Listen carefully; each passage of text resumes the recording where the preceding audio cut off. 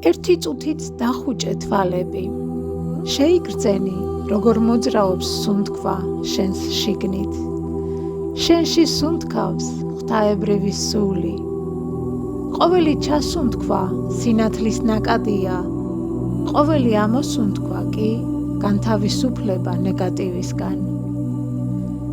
როდესაც სუნთქავ გაცნობიერებულად, სხეული ივსება ღვთაებრივი ენერგიით, გული სიმშვიდით, სული კი სიხარულით.